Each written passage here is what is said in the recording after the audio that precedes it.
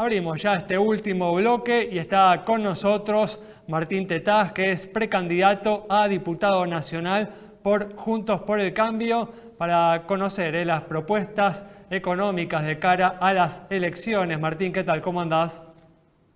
Hola, ¿cómo están?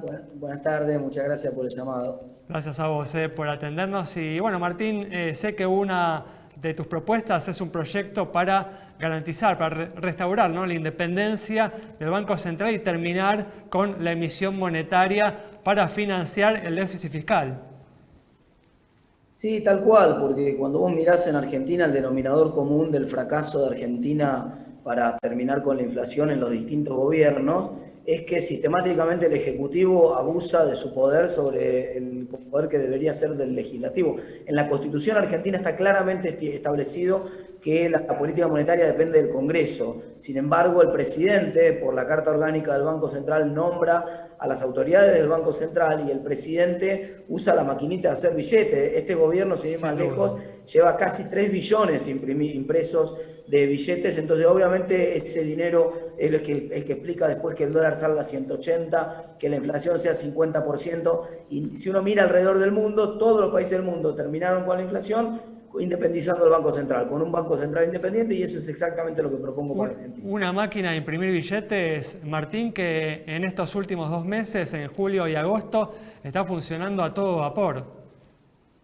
Sí, 310.000 millones lleva impreso desde la última semana de junio, y tal cual, porque son los meses que empiezan a ser difíciles fiscalmente para el gobierno. Había que pagar aguinaldo, es decir, todos los gastos públicos que el gobierno no consigue financiamiento terminan yéndose por la vía de la maquinita, y esto implica más pesos en la economía, más inflación, más dólar más alto, y encima en un escenario donde tenés algún riesgo de que la demanda de dinero en periodos electorales se hunde un poco, por ahí la gente se quiere dolarizar. Entonces Claro. vienen algunos meses complicados y encima sobre la complicación llueven los pesos, ¿no? Sí. Martín, ¿cómo te va? ¿Y cuán factible es generar esta modificación? Bueno, obviamente es una ley del Congreso y necesitamos una mayoría que hoy no tenemos. Mi aspiración tiene que ver con dos o tres aspectos. Primero, lograr convencer a la opinión pública masivamente de acá hasta las elecciones. Primero, para que nuestro triunfo sea contundente. Segundo, Eso es muy importante, porque no hay una conciencia.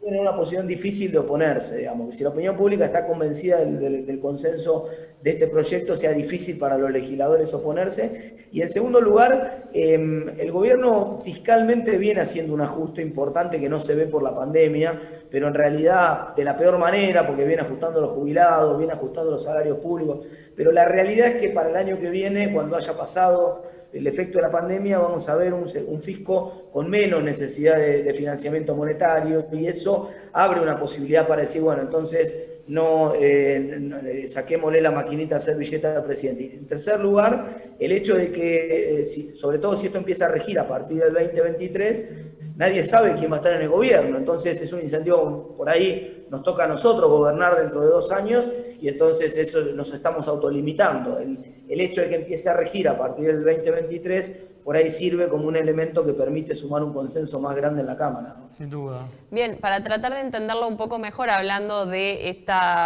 que la opinión pública, ¿no?, avale esta posición que vos planteás, ¿qué otro dato o qué otros elementos nos podés dar como audiencia?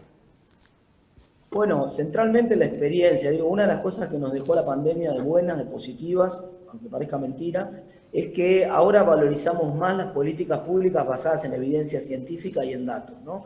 Hay como una revalorización del valor de los datos y de la evidencia científica. Y cuando uno mira alrededor, uno dice, bueno, ¿qué datos hay de la inflación? Que solo 5 países tienen más inflación que la Argentina en el mundo, que solo 20 países tienen más de 10% de inflación, o sea, el 90% de los países no tienen inflación, incluyendo todos los de la región, con la excepción de Venezuela.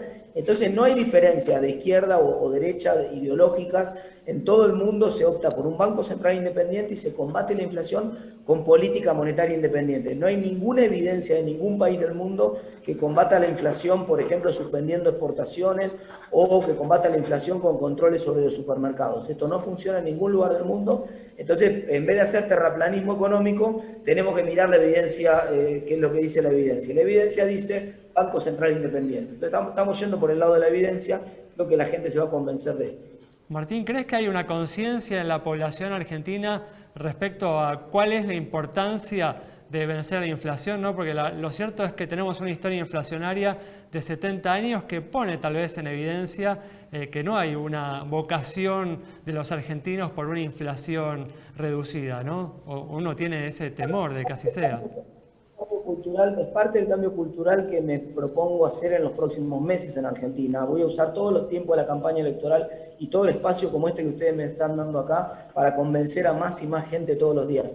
Por supuesto la gente entiende el drama de la inflación porque lo está sufriendo en carne propia, eso está muy claro. Lo que puede ser que la gente no termine de comprender o que genere algunas dudas son las causas de la inflación. El gobierno le echa la culpa a los supermercados, le echa la culpa a los empresarios, le echa la culpa a los que exportan.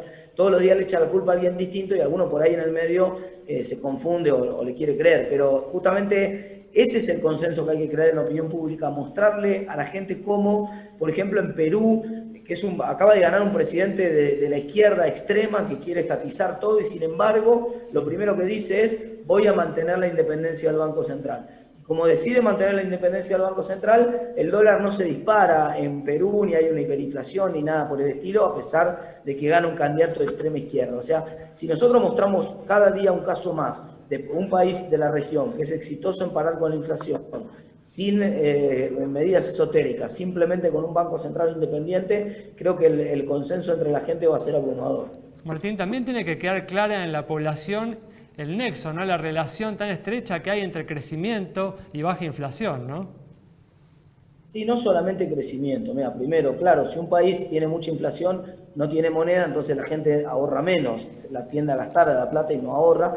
Y cuando ahorra en una moneda que no es la moneda del país, ahorra en moneda extranjera y nos genera todos los problemas que tenemos con los dólares. Entonces, si no hay ahorro, no hay inversión. No se puede. Argentina tiene 5 puntos menos de inversión histórica que Chile y últimamente incluso menos. Entonces, sin inversión, el stock de capital hoy es 20% más bajo que el del 2011 por trabajador. Con lo cual, aún cuando no estuviéramos en pandemia, en el mejor escenario de recuperación, seríamos 20% más pobres en ingreso per cápita que en el 2011. Y arriba de eso, sumarle otros problemas. No hay crédito hipotecario, es muy difícil. El crédito es muy difícil. Favorece la corrupción. Cuando hay mucha inflación, no se puede ver bien qué parte de los precios es un sobrecosto de cobertura inflacionaria y qué parte de los sobreprecios que paga el Estado es porque hay una coima atrás. Entonces, también favorece la corrupción. Genera tantos problemas que, por supuesto, los problemas distributivos, mete mucha gente abajo de la pobreza permanentemente. Es uno de los principales causas de la pobreza, es la inflación. Entonces, evidentemente, son tantos los problemas que si tenemos una solución que funciona en todos los países de la región, no veo por qué no podemos probarlo. Muy bien, Martín, muchas gracias. Cerramos, bueno, muchas gracias.